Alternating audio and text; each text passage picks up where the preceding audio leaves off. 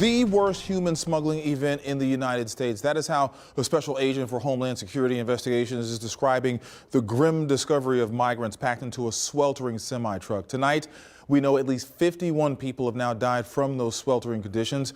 My co-anchor, KPRC2's Daniela Guzman, is leading our live team coverage on this tragedy from San Antonio. Daniela. Well, Keith, it really has been an emotional 24 hours here in San Antonio and in this community after yesterday's gruesome and tragic discovery. Right now, we are live outside one of the hospitals where 3 victims are still recovering. And of course, other hospitals are going and investigators are going through the painful process of identifying those bodies that did not survive. And that process is underway right now. Today, we mourn for those 51 immigrants who came to us to breathe that fresh air, but instead found death in the state of Texas. Tragedy striking Texas again. Our medical examiner's office has carried a heavy load over the last few weeks from the Uvalde victims and now today. Dozens of migrants inside a sweltering semi-truck facing a tragic end. With dehydration and everything, the body eventually shuts down, and that is the unfortunate situation that we had with these patients last night. There are currently 51 bodies in the custody of the medical examiner.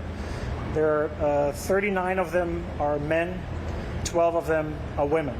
Potentially, some of them are under the age of 18. Officials say identifying the dead will take time.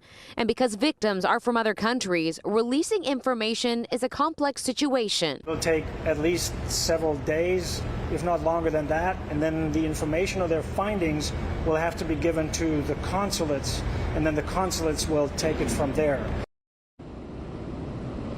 Now, more than 20 victims have been identified as Mexican nationals, and the Mexican government has announced that it will help those families to help get those bodies back to Mexico and their respective countries as well.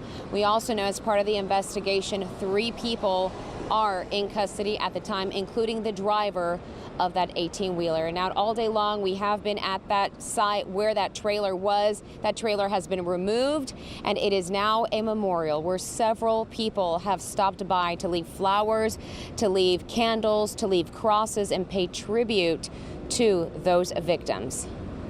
Porque en cierto modo nos identificamos porque pues nosotros también llegamos a este país con ganas de salir adelante. That woman there that we met, her name is Fabiola, and she says there in Spanish that she can identify with those victims because she wants to come here just like they wanted to come here for a better life. They desired that better life for themselves and for their family members. Now, many people are really praying for those families as they get word as to if their family members were inside that truck or if they're hospitalized. As we mentioned, it's very difficult to identify them at this time, but that sympathy extends all the way to Houston and our community there. Our Roseanne Aragon is live tonight. She continues our team coverage from Southwest Houston, where a vigil was held and to honor those victims tonight. Roseanne? Yes, lots of broken hearts tonight. We are joining you here outside Fiel, where people gathered to mourn those 51 lives. They say at the end of the day, something needs to be done.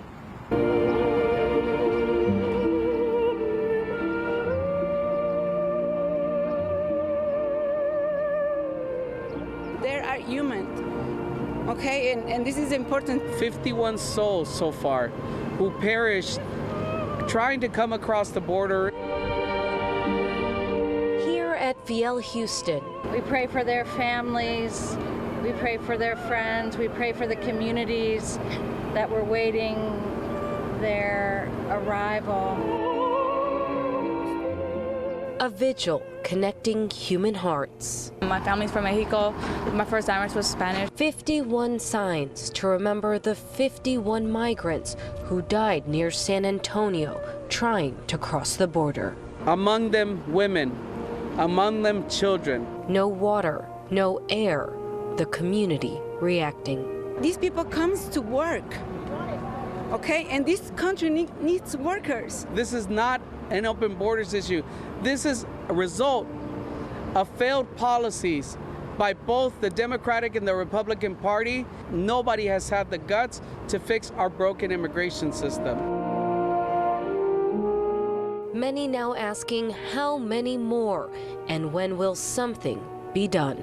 They did this again to come out to just get a better life, to get the dream.